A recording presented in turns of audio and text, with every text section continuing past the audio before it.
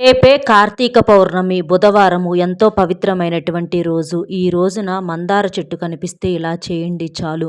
బంగారము, భూములు, స్థలాలు, పొలాలు కొంటూనే ఉంటారు. అంత శక్తివంతంగా ఈ పౌర్ణమి రోజున అంటే కార్తీక పౌర్ణమి రోజున మందార చెట్టు కనిపిస్తే ఈ పరిహారం అనేది మీ యొక్క జాతకాన్నే మారుస్తుంది. మీ యొక్క తలరాతనే మార్చి మిమ్మల్ని అపర కుబేరులాగా మారుస్తుంది.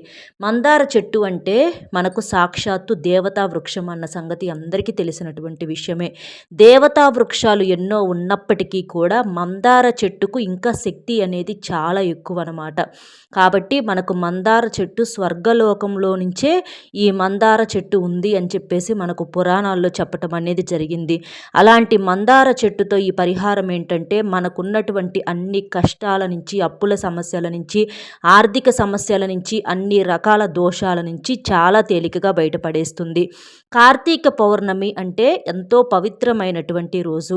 కార్తీక మాసంలో వచ్చే ప్రతి రోజును కూడా ఒక పర్వదినంగా జరుపుకుంటూ ఉంటారు. కార్తీక సోమవారాలు అవ్వచ్చు, కార్తీక మాసం అంతా కూడా అవ్వచ్చు. ఇలా అన్నీ కూడా ప్రతి రోజు కూడా ఒక విశిష్టత, ఒక పర్వదినమేనమాట. అలాగా ఈ కార్తీక పౌర్ణమిని కూడా ఒక పండుగలాగా జరుపుకుంటూ ఉంటారనమాట. అంటే ఇంట్లో శివపార్వతులకు దీపారాధన చేసుకోవటము. అసలు కార్తీక మాసం అంటేనే శివకేశవులకు ప్రత్యేకమైనటువంటి ఇష్టమైనటువంటి మాసంగా జరుపుకుంటూ ఉంటారు. ఈ రోజున కార్తీక పౌర్ణమి ఏంటంటే శివకేశవులతో పాటుగా లక్ష్మీదేవికి కూడా ఎంతో ఇష్టమైనటువంటి రోజు కాబట్టి ఈ రోజు చేసేటటువంటి పూజలు, పరిహారాలు అనేవి మొత్తం కూడా ఏంటంటే లక్ష్మీదేవి యొక్క అనుగ్రహం మన మీద సంపూర్ణంగా ఉండటానికి చాలా అద్భుతంగా ఉపయోగపడతాయన్నమాట. కార్తీక పౌర్ణమి అనంటే మనకిది బుధవారంతో కూడుకొని వచ్చింది కాబట్టి బుధవారానికి కూడా ఈ మందార చెట్టు పరిహారం అనేది సరి సమానమైనది. ఈ పౌర్ణమిని ఏంటంటే కార్తీక పౌర్ణమి అంటారు, త్రిపుర పౌర్ణమి అంటారు, అలాగే దేవ దీపావళి అని కూడా అంటూ ఉంటారు. అంటే కార్తికేయుడు తారకాసురుడు అనేటటువంటి రాక్షసుడిని సంహరించినటువంటి రోజు అనమాట. తారకాసురుడు అనేటటువంటి రాక్షసుడు ఏంటంటే బ్రతికున్నంత కాలం కూడా జనాలను ఎంతగానో హింసించి వేధించేవాడు. అతని పరిపాలన ఒక రాక్షస పరిపాలన కాబట్టి ప్రజలందరూ కూడా ఆ రాక్షస పాలన భరించలేక నరకం అనుభవించేవాళ్ళు. అలా కొన్ని వేల సంవత్సరాలు అతని పరిపాలన కొనసాగించి జనాలను చాలా ఇబ్బందులకు గురి చేశాడనమాట. అలాంటి తారకాసురుడును కార్తికేయుడు అనేటటువంటి మహారాజు సంహరించినటువంటి రోజు కాబట్టి ఈ రోజును ప్రజలందరూ కూడా ఎంతో సంతోషంగా ఈ కార్తీక పౌర్ణమిని అంగరంగ వైభవంగా జరుపుకుంటూ ఉంటారు. అలాగే ఆనందంతో ఆ మహాశివుడు కూడా ఆనంద తాండవం చేసినటువంటి రోజు అనమాట. కాబట్టి ఈ కార్తీక పౌర్ణమిని మహాశివరాత్రితో సమానంగా జరుపుకుంటూ ఉంటారు. ఈ కార్తీక మాసంలో వచ్చేటటువంటి ఈ పౌర్ణమి అనేది ఎంతో శక్తివంతమైనది. ఈ రోజున భక్తులందరూ కూడా చక్కగా భక్తి శ్రద్ధలతో, నియమ నిష్టలతో, ఉపవాసాలతో, అలాగే 365 ఒత్తుల దీపాలు వెలిగిస్తూ, కొంతమంది నారికేల దీపాలు వెలిగిస్తూ, కొంతమంది ఉసిరి దీపాలు వెలిగిస్తూ, కొంతమంది ఉపవాసము అంటే నక్తవ్రతం చేస్తూ ఉంటారు. నక్తవ్రతం అంటే ఏంటంటే ఒక పూట భోజనం అనేది చేసి అంటే భోజనం చేయక ముందలే చక్కగా దీపారాధన అనేది చేసేసి తర్వాత చంద్రుడిని చూసిన తర్వాత చంద్రుడికి పూజ చేసుకొని తర్వాత భోజనం అనేది చేస్తూ ఉంటారనమాట. అంటే ఇక్కడ మనం వెలిగించేటటువంటి దీపాలు ఈ కార్తీక పౌర్ణమి రోజున ఏంటి అంటే మనం భోజనం అనేది చేయకుండా చేసేటటువంటి దీపారాధన వల్ల మనకు కోటి జన్మల పుణ్య ఫలితం అనేది దక్కుతుంది. కాబట్టి చక్కగా ఈ రోజున మీరు ఇల్లంతా కూడా శుద్ధి చేసుకొని ఇంట్లో దీపారాధన కావచ్చు, అలాగే శివాలయానికి వెళ్ళి 365 ఒత్తుల దీపాలు అవ్వచ్చు, ఇలా ఏవైనా సరే మీరు తినకుండా చేయటం వలన మీ యొక్క పూజకు మంచి ప్రతిఫలం అనేది ఉంటుంది. తెల్లవారుజామున 7 గంటలకల్లా శివాలయంలో ఉదయం పూట మీరు ఈ 365 ఒత్తులు వెలిగించుకుంటే మంచి పుణ్య ఫలితం అనేది కలుగుతుందన్నమాట. 365 ఒత్తుల గురించి ఇక్కడ ఎందుకు చెప్తున్నామంటే మనం కార్తీక మాసంలో పూజలు చేయటానికి కుదరని వాళ్ళు ఇలా దీపం వెలిగించడం వల్ల ఏంటంటే 365 ఒత్తులు అంటే సంవత్సరానికి 365 రోజులు కాబట్టి సంవత్సరం మొత్తం కూడా పూజ చేసినంత పుణ్య ఫలితం అనమాట. కాబట్టి ఈ కార్తీక మాసంలో రేపు కార్తీక పౌర్ణమి రోజున ప్రత్యేకంగా 365 ఒత్తులు వెలిగిస్తూ ఉంటారు. కాబట్టి ఇలా చేయండి మీరు కూడా. తర్వాత ఇంట్లో కూడా తప్పకుండా దీపారాధన చేసుకోవాలి. ఇల్లంతా కూడా శుద్ధి చేసుకోవాలి. గుమ్మం బయట చక్కగా ఆవు పేడతో పచ్చగా కల్యాపు చల్లుకోవటము, చక్కగా ముగ్గులు వేసుకోవటము, పసుపు కుంకుమలు చల్లుకోవటము, గుమ్మానికి మామిడి తోరణాలు కానీ లేదా బంతిపూల తోరణాలు కానీ కట్టుకోవటం, చేసుకోవటము, గడపకు పసుపు రాసుకొని కుంకుమ బొట్లు పెట్టుకోవటము, స్వస్తిక్ గుర్తు వేసుకోవటము, దేవుడి పూజ గదిని కూడా శుభ్రంగా చక్కగా అలంకరణ చేసుకోవాలి. గంధము, కుంకుమ, పుష్పాలతోటి చక్కగా అలంకరణ చేసుకోవాలి. అక్షింతలు కూడా సిద్ధం చేసుకోవాలన్నమాట. అలాగే ఇంట్లో వారందరూ కూడా స్నానం చేయాలి. స్నానం చేసేసి శుద్ధిగా అంటే నదుల పేర్లు చెప్పుకుంటా స్నానం చేయాలి. గంగా, యమున, కావేరి, తుంగభద్ర ఇట్లా మీకున్నటువంటి నదుల పేర్లు చెప్పుకుంటూ మీరు స్నానం చేయటం వలన సముద్ర స్నానము, నదీ స్నానం చేసినంత పుణ్యం అనేది మీరు ఇలా స్నానం చేయటం వలన, అంటే స్నానం చేసేటప్పుడు నదుల పేర్లు చెప్పుకోవటం వలన అంత పుణ్య ఫలితం అనేది కలుగుతుంది. ఎందుకంటే కార్తీక మాసంలో స్నానాలకు ఎంత విశిష్టత ఉందో అందరికీ తెలిసినటువంటి విషయమేనమాట. కాబట్టి చక్కగా అలా స్నానం చేసేసి ఎరుపు లేదా ఆకుపచ్చ, పసుపు పచ్చ రంగు బట్టలు వేసుకొని చక్కగా ఇంట్లో దీపారాధన చేసుకోవాలి. దీపారాధన చేసేటప్పుడు ఇంట్లో ఆడవారు అంటే ఇదంతా కూడా బ్రహ్మ ముహూర్తంలో చేసుకోవాలన్నమాట. అంటే 7 గంటల లోపే చేసుకుంటే మీకు మంచిది. 7-8 గంటల లోపే చేసుకోవాలి.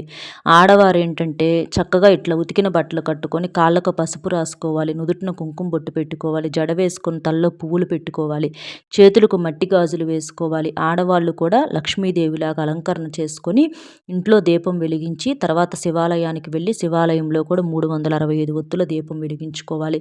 ఇంట్లో తులసి కోట ఉంటే తులసి కోట దగ్గర కూడా ఉసిరి దీపం వెలిగించుకోండి. ఇలా చేయటం వల్ల మీకు బాగా కలిసి వస్తుంది. ముఖ్యంగా కార్తీక పౌర్ణమి అంటే లక్ష్మీదేవికి ఎంతో ఇష్టమైనటువంటి రోజు. ఉసిరి దీపం ఎందుకు అనంటే ఉసిరి చెట్టులో విష్ణుమూర్తి కొలువై ఉంటాడు. కాబట్టి ఈ రోజున ముఖ్యంగా ఈ కార్తీక పౌర్ణమి రోజున ఉసిరి దీపం వెలిగించడం వలన మీకు విపరీతంగా కలిసి వస్తుందన్నమాట. లక్ష్మీదేవి కన్నీటి బొట్టు నుంచి ఉసిరికాయ అనేది తయారవుతుంది. కాబట్టి ఉసిరికాయ అనేది ఎంతో పవిత్రమైనది, ఎంతో శక్తి అయినది. కాబట్టి ఈ కార్తీక మాసంలో ఉసిరి చెట్టును తాకిన, అలాగే ఉసిరి దీపాన్ని వెలిగించినా కూడా ఎంతో పుణ్య ఫలితం కలుగుతుంది. అలాగే బ్రాహ్మణులకు కూడా ఉసిరికాయని దానం చేసినా కూడా ఎంతో పుణ్యం అన్నమాట. అలాగే ఈరోజు ఆకాశ దీపాన్ని కూడా వెలిగిస్తూ ఉంటారు. శివాలయంలో ధ్వజస్తంభం దగ్గర ఆకాశ దీపాన్ని చూసినా చాలా మంచిది. బ్రాహ్మణులకు దీపదానం చేయటం వలన కూడా మీకు విశేషమైనటువంటి పుణ్య ఫలితం అనేది కలుగుతుందన్నమాట. అంటే దీపదానం అంటే కొంతమంది పిండి ప్రమిదలు దానం చేస్తారు, కొంతమంది ఏంటంటే వెండి ప్రమిదలు, ఇలాంటివి దీపాలు దానం చేయటం వలన మీ జాతకంలో ఉన్నటువంటి దోషాలు, శత్రు సమస్యలు, ఏదన్నా ఇబ్బందులు ఇలాంటివి ఏంటంటే కొన్ని మన ప్రమేయం లేకుండా జరుగుతూ ఉంటాయి. మృత్యు దోషాలు అవ్వచ్చు, ఇలాంటివన్నీ కూడా తొలగిపోతాయన్నమాట. కాబట్టి బ్రాహ్మణులకి ఏంటంటే దీపదానం చేయండి. అలా చేయటం వల్ల మీకు మంచి జరుగుతుంది. వాటితో పాటుగా బియ్యము, పప్పు వాళ్ళకి ఏదన్నా సమర్పించుకోవటము ఇట్లాంటివి కూడా చేయటం వల్ల మీకు బాగా కలిసి వస్తుంది. ఇక ఈ పరిహారానికి ఏంటంటే మందార ఆకు కావాలి. మందార ఆకు ఎలా తీసుకోవాలంటే మీ ఇంట్లో కావచ్చు లేదా ఎక్కడన్నా మందార చెట్టు ఉన్నా సరే ఆ చెట్టు దగ్గరకు వెళ్ళేసేసి స్నానం చేసి ఈ పరిహారం చేసుకోవాలి. మీరు సాయంత్రం చేసుకోండి. అంటే సాయంత్రం 4 దాటిన దగ్గర నుంచి ఈ పరిహారం అనేది చేసుకోండి. సాయంత్రం 4 దాటిన దగ్గర నుంచి 8 గంటల వరకు ఈ పరిహారం చేసుకోవచ్చు. మీరు ముందుగా ఆకును సిద్ధం చేసుకొని పెట్టుకున్నా కూడా మీరు తర్వాత చేసుకోవచ్చు. అయితే 6 దాటినాక మాత్రం ఆకు కొయ్యొద్దు. 6 లోపే ఆకు కోసుకొని పెట్టుకొని మందార ఆకు 8 లోపు ఈ పరిహారం అనేది చేసుకోవచ్చు. 4 గంటల దగ్గర నుంచి 8-9 దాకా చేసుకోవచ్చు. ఇబ్బంది అయితే ఏమీ లేదనమాట. మీరేం చేస్తారంటే మందార చెట్టు దగ్గరికి వెళ్ళి ఒక రాగి చెంబుతో నీటిని తీసుకొని ఆ చెట్టుకు ముందు నీటిని పోయండి. తర్వాత ఆ చెట్టును తాకి నమస్కారం చేసుకోండి. నమస్కారం చేసుకొని ఒక ఆకును కోసుకోవాలి. మీ యొక్క కోరికని చెప్పుకుంటా మా యొక్క కోరిక తీరాలని. ఎందుకంటే మందార చెట్టు దేవతా వృక్షము. మందార ఆకులు, పువ్వులు, కొమ్మలు అన్నీ కూడా శక్తిని కలిగి ఉంటాయి. అన్నీ పవిత్రమైనవి అనమాట. కాబట్టి అలా ఆకును కోసుకోండి. ఆకును కోసుకున్న తర్వాత మీరేం చేస్తారంటే దీపారాధనకు అక్షింతలు సిద్ధం చేసుకుంటారు కదా, ఆ అక్షింతలను ఏంటంటే ఆకు మీద పొయ్యాలి. పోసి తర్వాత దాని మీద ఉసిరికాయ పెట్టేసేసి ఉసిరి దీపాన్ని వెలిగించుకోవాలన్నమాట. అంటే ఉసిరికాయ మీద కొంచెం పైన ఆ చెక్కు తీసేసి దానిలో పువ్వొత్తుని ఆవు నేతిలో ముంచేసేసి అది పెట్టేసేసి చక్కగా దీపం వెలిగించాలి. ఈ దీపాన్ని మీరేం చేస్తారంటే ఇది మందారాకు మీదే పెట్టాలి. మందారాకు చాలా శక్తివంతమైనది కాబట్టి మందారాకు మీద అక్షింతలు పోసేసి ఈ ఉసిరికాయతో ఇట్లా దీపాన్ని వెలిగించి మీరు దీపారాధన చేస్తారు కదా, దీపారాధన చేసినప్పుడు చక్కగా స్వామి ముందల పెట్టేసేసి మీ యొక్క సంకల్పం చెప్పుకోండి. ముఖ్యంగా ఆర్థిక సమస్యలు, అప్పుల సమస్యలతో ఎవరైతే బాధపడుతూ ఉంటారో, ఒక సొంత ఇల్లు కట్టుకోవాలన్నా కట్టుకోలేక తాకట్టులో బంగారం ఉంటుంది, ఏదన్నా భూమి కొనుక్కోవాలన్నా కొనుక్కోలేక ఎంత కష్టపడినా కూడా కలుసుబాటు అనేది ఉండదు. అలాంటిది ఏదన్నా సంకల్పం ఉంటే చెప్పుకొని అలాగా స్వామివారి ముందల పూజ చేసుకుంటారు కదా! పూజలో ఈ ఆకును పెట్టేసేసేయండి. ఈ ఆకును పెట్టేసేసి తర్వాత ఒకసారి ఇల్లంతా కూడా కలిగి తిప్పండి. ఇంట్లో ఏదన్నా మనకు దుష్ట శక్తులున్నా కూడా ఇది మొత్తం కూడా గ్రహించేసిద్దనమాట. అంటే ఒక ప్లేట్‌లో ఈ ఆకును పెట్టేసేసి ఇల్లంతా కూడా చూపించండి. చూపించేసి తర్వాత మీరు పూజ చేసినప్పుడు అక్కడ దేవుడి ముందల ఒక పక్కన పెట్టేసేసేయండి. తర్వాత ఆ దీపం కొండెక్కినా పర్వాలేదు. అలా ఆ రాత్రంతా కూడా అంతే ఉంచేసేసి ఇక మరుసటి రోజు ఉదయాన్నే దీన్ని తీసేసి అంటే ఆ మందారాకు, అక్షింతలు, అలాగే ఈ ఉసిరికాయ దీపం ఇదంతా కూడా తీసేసి ఎవరు తొక్కని చోట పడేసేసేయండి. ఇలా రాత్రంతా కూడా ఉంచటం వలన మనం ఇంట్లో తిప్పినప్పుడు దేవుడి ముందల కూడా మనం ఈ దీపాన్ని వెలిగించినప్పుడు ఏంటంటే మనకున్నటువంటి ఈ నకారాత్మక శక్తులు, నరుల ఏడుపు కూడా చాలా ఎక్కువగా ఉంటుంది. అలాగే మన సంపాదనకు అడ్డంకులుగా ఏవేవైతే ఉంటాయో అవన్నీ కూడా పూర్తిగా తొలగిపోతాయన్నమాట. అంత శక్తివంతంగా ఈ పరిహారం అనేది పనిచేస్తుంది కాబట్టి ఇదంతా రాత్రంతా అలాగే ఉంచేసేసేయండి. రాత్రి ఉంచడం వల్ల ఇంట్లో ఉన్నటువంటి ఇంకా చెడును మొత్తాన్ని కూడా ఇది మొత్తం గ్రహించేస్తుంది. ఉసిరి దీపం అనేది ఇలా మందారాకు మీద వెలిగించడం అనేది సామాన్యమైన విషయం కాదండి. ఎందుకంటే ఉసిరి చెట్టు దేవతా వృక్షమే, మందార చెట్టు కూడా దేవతా వృక్షమే. మందార చెట్టులో లక్ష్మీదేవి కొలువై ఉంటుంది.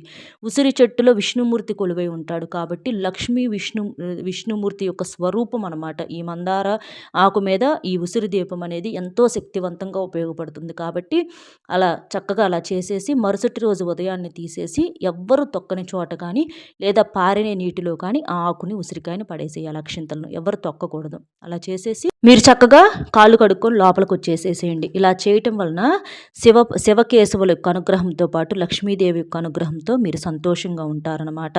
అలాగే సాయంత్రం చంద్రుడు వచ్చిన తర్వాత చంద్రుడి ముందర కూడా దీపారాధన చేసుకోండి. ఉపవాసం ఉన్నవారు ఎవరన్నా ఉంటే ఉపవాసాన్ని విరమించుకోండి. చంద్రుడి ముందర దీపారాధన చేసేసి స్వామివారి ముందర నైవేద్యంగా గారెలు, బూరెలు, పొంగలు, పాయసం ఇలాంటివన్నీ పులిహార చేస్తూ ఉంటారు కదా! వాటిని నైవేద్యంగా పెట్టిన తర్వాత ఆ విస్తరణ తీసుకొని ఆ ప్రసాదాన్ని మీరు స్వీకరించండి. ఇలా చేయటం వలన మీకు ఎంతో పుణ్య ఫలితం అనేది కలుగుతుందన్నమాట. అలాగే ఈ రోజున పాలు, పెరుగులు ఇలాంటివి ఎవరికి దానంగా ఇవ్వద్దు. ఈరోజు ఏంటంటే అన్నదానం ఎవరికన్నా చేస్తే చాలా మంచిదనమాట. మనం చెప్పుకున్నట్లు దీపదానము, ఉసిరికాయ దానము ఇలాంటివి చేయటం వల్ల మీకు బాగా కలిసి వస్తుంది. ఎట్టి పరిస్థితుల్లో కోడిగుడ్డును కానీ, నాన్ వెజ్ను కానీ వండకూడదు. తలలకు నూనె రాసుకోవటము, జుట్లు విరబోసుకోవటం, గోళ్ళు కొరుక్కోవటం ఇలాంటివి చేస్తే మాత్రం మీకు పట్టే దరిద్రాన్ని ఆ భగవంతుడు కూడా ఆపలేడు. కాబట్టి చక్కగా నియమనిష్టలతో ఇంట్లో దీపారాధన చేసుకొని శివాలయం కూడా వెళ్ళి చక్కగా శివాలయంలో కూడా దీపాలు వెలిగించుకోండి. శివుడికి కూడా ఈరోజు మర్చిపోకుండా అభిషేకం చేయండి. శివాలయానికి వెళ్ళే అవకాశం లేకపోతే ఇంట్లో శివలింగం ఉంటే ఇంట్లో శివలింగానికైనా సరే అభిషేకం చేయవచ్చు. పాలతోనైనా నీటితోనైనా మన శక్తికి తగ్గట్లుగా మనం అభిషేకం చేసుకుంటే చాలా పుణ్య ఫలితం అనేది కలుగుతుందన్నమాట. కాబట్టి చక్కగా ఇలా చేసేసేయండి. అర్థమైంది కదండి మందారాకుతో ఈ పరిహారం ఎలా చేయాలి ఏంటి అనేది. మన వీడియో నచ్చితే ఒక చిన్న లైక్ ఇచ్చి సపోర్ట్ చేయండి. మీరు లైక్ చేయడం వల్ల వీడియో మరికొంతమంది మిత్రులకు చేరి వారు ఉపయోగించుకునే అవకాశం అనేది ఉంటుంది. అలాగే మీకు తెలిసిన ఫ్రెండ్స్కి కూడా షేర్ చేస్తే హెల్ప్ అవుతుంది. లైక్ చేసినప్పుడు కామెంట్స్ దగ్గర హైప్ వస్తుంది. అక్కడ పాయింట్స్ అనేవి కూడా యాడ్ చేయొచ్చు. అలాగే మొట్టమొదటిసారిగా మన ఛానల్ చూస్తుంటే సబ్స్క్రైబ్ చేసుకుని పక్కనే ఉన్న ఆల్ అనే బెల్ని క్లిక్ చేస్తే నేను పెట్టే ప్రతి వీడియో కూడా ముందుగా మీకు నోటిఫికేషన్ రూపంలో చేరుతుంది. కాబట్టి ఒక లైక్ ఇచ్చి సపోర్ట్ చేస్తారని చెప్పి మనస్ఫూర్తిగా కోరుకుంటూ కామెంట్ బాక్స్లో ఓం శంభో శంకర అనే కామెంట్ని చేయటం వలన ఈ కార్తీక పౌర్ణమి రోజున మీరు మీ కుటుంబం ఎప్పుడు ప్రతి సంవత్సరం కూడా ఇలాంటి పండుగలు జరుపుకుంటూ నిండు నూరేళ్ళు సంతోషంగా ఆరోగ్యాలతో వర్ధిల్లాలని చెప్పి ఆ భగవంతుడి తరపున మనస్ఫూర్తిగా కోరుకుంటూ మరో మంచి విశేషంతో మళ్ళీ కలుద్దామండి. సర్వేజన సుఖినో భవంతు. ధన్యవాదములు.